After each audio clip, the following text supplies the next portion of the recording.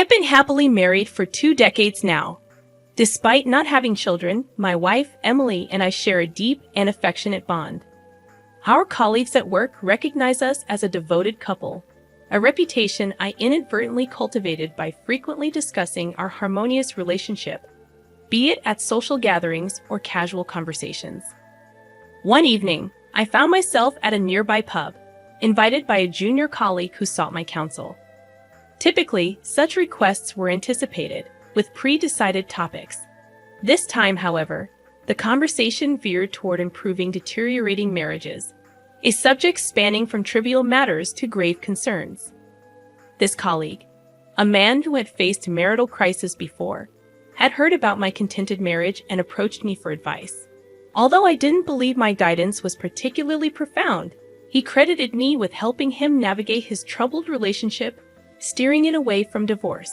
From that point on, inexplicably, I started receiving more and more requests for marital advice. In my role as the HR manager, I understood the significance of strong marital relationships in enhancing workplace productivity. Hence, I couldn't turn away these consultations. Sometimes, depending on the nature of the discussions, I found myself puzzled, wondering why people confided in me about such personal matters. However, each time a colleague approached me, their demeanor was serious, reflecting the gravity of their concerns. That's why I approach these conversations earnestly, engaging with my colleagues openly.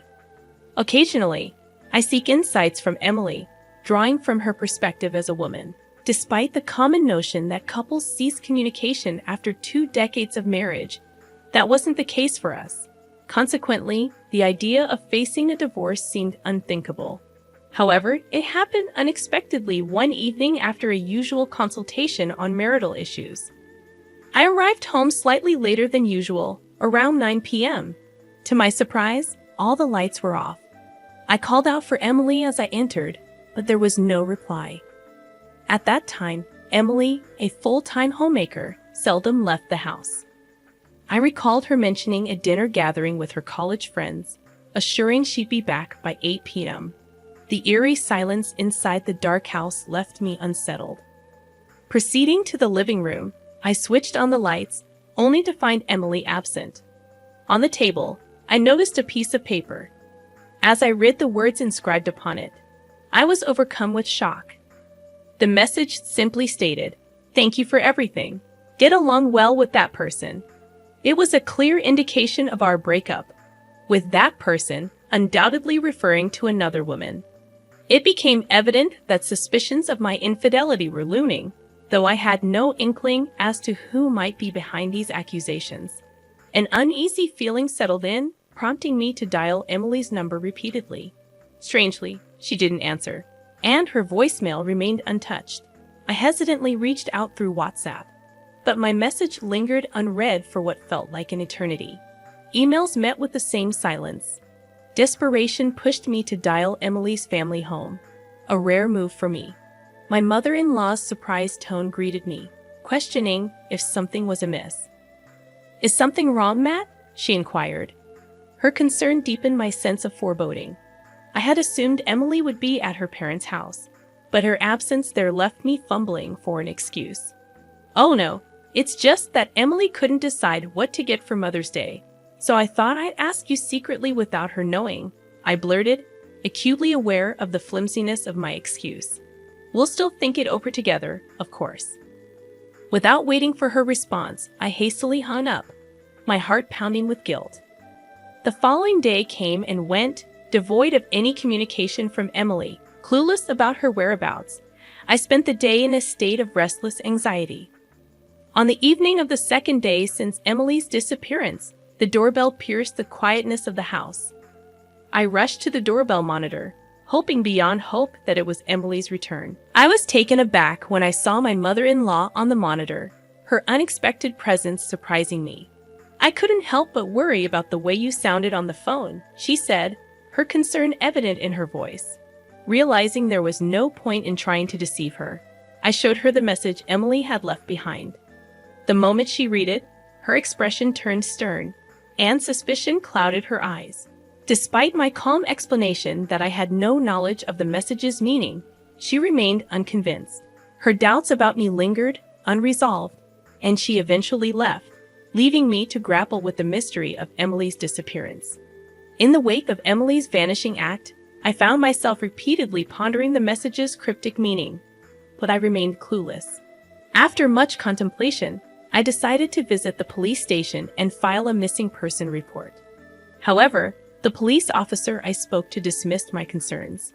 Persisting, I pressed on, but the officer seemed irritated and asked, "Have there been any strange changes in your wife's behavior recently? Any signs of another man?" His unexpected question caught me off guard. In a fit of anger, I retorted, "There's no way something like that would happen with Emily." However, the officer, likely accustomed to such defensive responses from concerned spouses, remained unfazed, his expression unchanged. He calmly continued, "Sir, please." I agreed to file the missing person report, though I couldn't shake the feeling that the officer's response was mechanical, lacking genuine interest in finding Emily. Leaving the police station, the word cheating lingered in my mind, an unsettling echo of the officer's inquiry. Back home, I continued to dwell on Emily's recent behavior, searching for any suspicious signs. Despite my efforts, I couldn't pinpoint anything alarming. In the days following Emily's disappearance, I slept in the living room, ready to respond to any communication. One night, the doorbell's chime jolted me awake. I hurried to the monitor and was surprised to see my mother-in-law's stern face. Hastily, I opened the front door, bracing myself for her reprimand. Unexpectedly, she uttered astonishing words. "Emily is at my house right now." I stood there, frozen, absorbing her words. After a deep breath, I snapped back to reality, swiftly preparing to leave. Just before I stepped out, my mother-in-law said, "I suspected you. I'm sorry." She had come in person to apologize, explaining her stern demeanor earlier. Rushing to Emily's parents' house, my mind raced, contemplating the situation. I reasoned that the last time my mother-in-law visited, Emily had probably been at her parents' place. However, Emily must have abruptly returned home, explaining the situation to her mother. In my mind, I envisioned my mother-in-law coming to my house, intending to confront me directly, perhaps even interrogating me rigorously. Yet, witnessing my flustered state, she might have doubted the accuracy of Emily's words and left without saying anything. She had no way to verify the truth, so she returned home empty-handed. Today, she'd likely heard something from Emily and came to apologize. With these thoughts driving me, I hurried to Emily's parents' house. The journey was a mere 20-minute walk, but I wanted to confirm Emily's safety urgently, so I ran. Upon reaching my childhood home, Emily, as soon as she saw my face, began apologizing profusely, her tears flowing freely.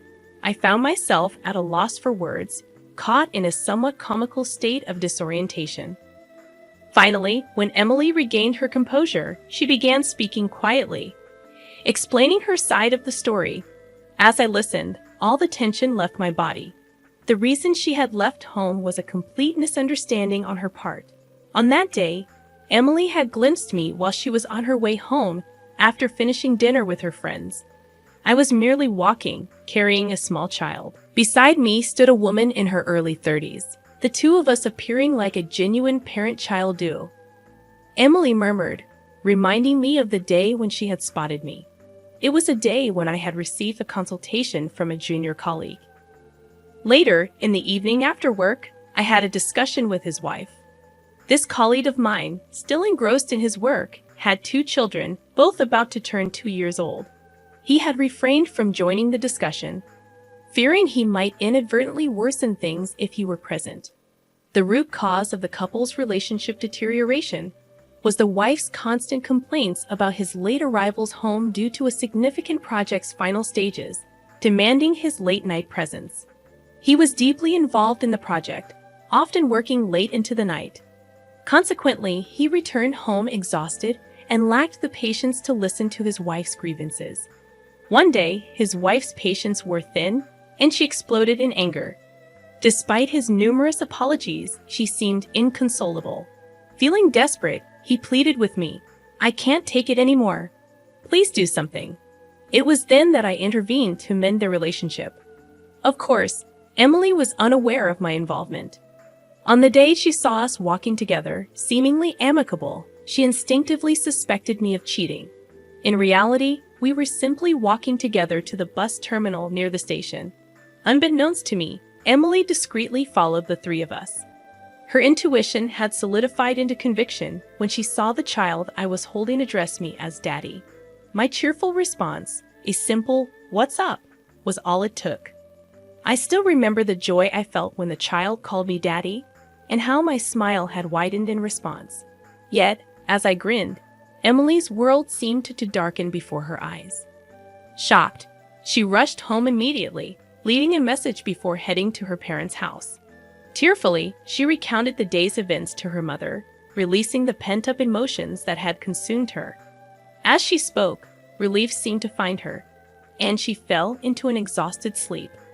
When Emily woke, her mother was no longer there. At that moment, her mother must have been en route to my house. Today, Emily realized it was all a misunderstanding. One day, at her mother-in-law's suggestion, we went to the shopping center, hoping to distract ourselves. While there, Emily spotted a woman and a child she had seen in town. Accompanied by a man of similar age, acting on impulse, Emily approached them. Standing before them, she was at a loss for words. The man looked surprised initially, but then he smiled, saying, "Oh, Mrs. Thomas, hello. We've always appreciated your help." Emily was bewildered. Why did this man know her? It turned out the man explained, "Mr. Thomas had a picture of you two on his smartphone's wallpaper. He proudly showed it off when we talked about our troubled relationship. But the other day, your child called him Daddy." Emily, baffled, mentioned this to the woman beside him, who looked puzzled for a moment before apologetically explaining, "I'm sorry. Our child calls any adult man Daddy. Someone overheard it and misunderstood." Hearing this, I couldn't help but burst into laughter. "You've always been a bit clumsy, but this one's the funniest so far." Emily, upon hearing this explanation, felt a mix of embarrassment and relief. Finally, she smiled. It was the first time in 4 days that I had seen her smile. Unable to contain my emotions, I said, "Please continue showing me that smile from now on." In response, Emily nodded quietly.